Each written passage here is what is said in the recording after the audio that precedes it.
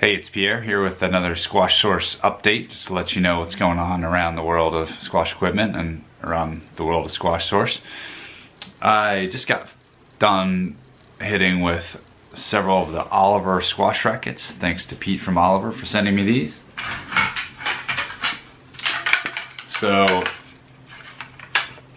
these reviews are going to come out shortly. I've recorded them and I'm just editing them.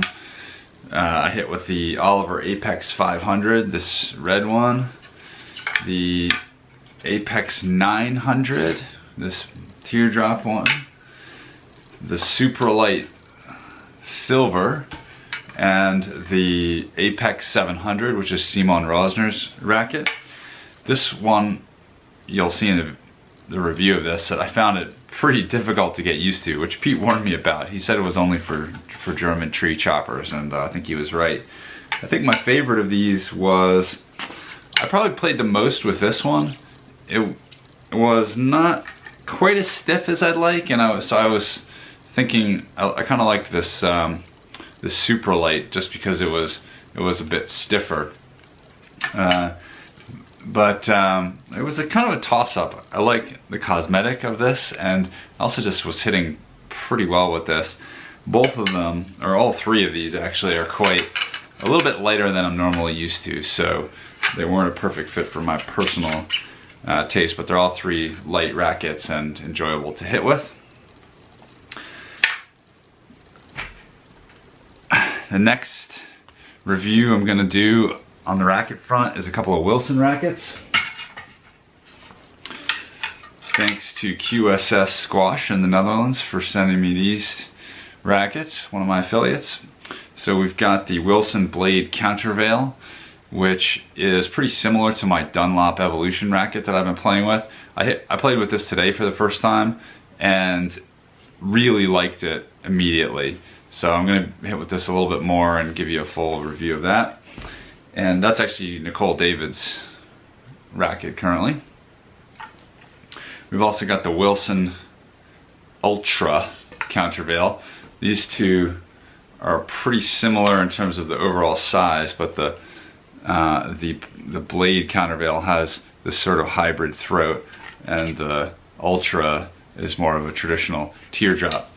I thought in the marketing for this, I thought it looked like kind of a Carboflex mold, but it is different, and it's a bit of a chunkier shaft, and so it is unlike what I originally thought. It is its own mold, its own design. I've just started testing out some new shoes, so I've been kind of switching back and forth between two pairs of shoes recently. Whenever I play doubles, I've been wearing these Haro Typhoons, because they're white and they kind of look, you know, when you around here the doubles is mostly played at some country clubs and there's an all white clothing rule, so I think these look good on the courts when you're wearing all white. Might as well keep it all classy. I've been playing with the Yonex Comfort Z or Comfort Z, and these are actually hard to find now. Thanks to Dave from Haro for the Haro shoes, and these are from Stefan from Racket Guys. These are a great shoe. I've got a review coming out soon on these. Just the lace-up pattern's pretty interesting, and I'm going to go into more detail of that in a separate review. And Racket Guys, Squash Guys sent me another pair to look at, and I tried these for the first time today.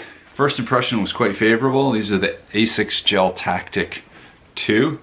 They have non-gum rubber soles, but they're non-marking. A friend of mine, Robert, plays with these and has sworn by them, and I've seen them around with other players as well.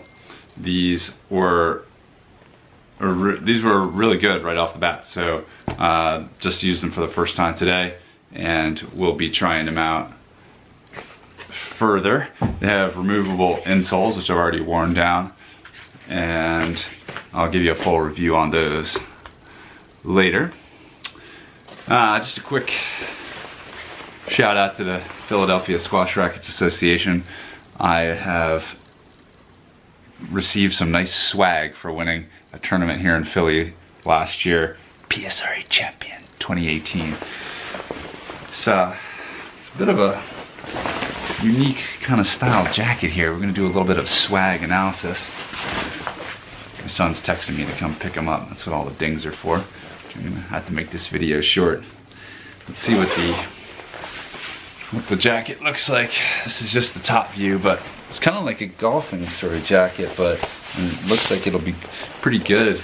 Rain repellent and all that, and pretty warm as well. So the white and black is kind of distinctive, but I deem this to be pretty good swag. Let's see, a couple other things. This bag I've done a review of already, but I brought this into New York with me yesterday because afterwards I was going right to the squash courts, and I just wanted to give another shout out to this bag, the Dunlop commuter bag. I really love this bag. It's tall enough to fit the rackets inside all the way and completely covered, and I can bring it into the office and not look like a, I don't know, look a little bit professional, I suppose. It's not the biggest of bags, but it just sort of, it's like a day bag for your, if you got squash after, and I just really like this bag. Stuck my laptop in here, had my shoes, my rackets, goggles, and I totally forgot my clothes. It would fit, I just forgot to pack it. So I had to go to this store in New York City to buy some clothes so that I could play. I was playing doubles, so I needed some white clothing too. So I went to this shop on 53rd Street, NYC Racket Sports, and they had some clothes that fit the bill for me. Got myself a Fila shirt that was white, a tennis brand, but hey, it works and looks pretty good. And some, I forget what brand of shorts I got, maybe Head shorts. So it worked, and I managed to get my match off with the appropriate clothing. Quick unboxing. Got something in from Zamsta here, and I've done a couple of reviews recently of the Onyx and the Obsidian, and this is a new one that they are releasing. Thanks to Tim from Zamsta for sending me this. This is called the Topless. Topless, it's a bit of a cheeky name. And the idea is, my understanding from Tim, was that they made a frame without a top bumper guard, similar to iRackets. And this is the first time I'm taking it out of the box, so I'm looking at it in the camera first. I'm not even looking at it in person. It's got the same kind of grommets. Come on, baby. It's got the same kind of grommets that iRackets have.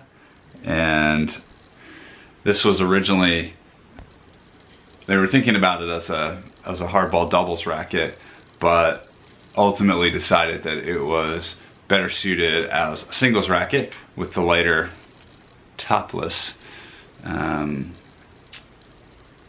design.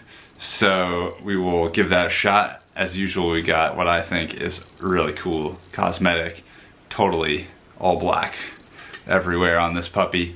So we'll be giving that a shot soon. Last but not least, big news in the world of squash. Ramy Ashour announced his retirement. He posted about it, I think, on Instagram, and man, what a loss. I'm glad he retired, frankly, because he was punishing his body. I feel like he would show up every once a year and manage to win a tournament, but always end up more wrecked than before. And now we can all just move on and kind of regret that he's not there anymore. PSA Squash TV published a free match, the final he played with against Sherbagi in the Grasshopper Cup. I think it was last year, and so I'll link to it on the on this video. If you're on YouTube, I'm going to link to Squash Source, and on Squash Source I have links to all the things that I just mentioned in this video, and including one of Ramy's final matches. It's a shame to lose him. He was such a fun player to watch, and seemed like a nice guy too. So sorry to lose him. Oh, I forgot one other thing about this bag is I've been doing some site updates, and I redid the Dunlop squash bags page and tried to tidy that up, and I'm going through a bunch of different pages on Squash Source and trying to improve them and make better content where I can. So that is all for this update. Thanks for tuning in, and I will talk to you later. Bye.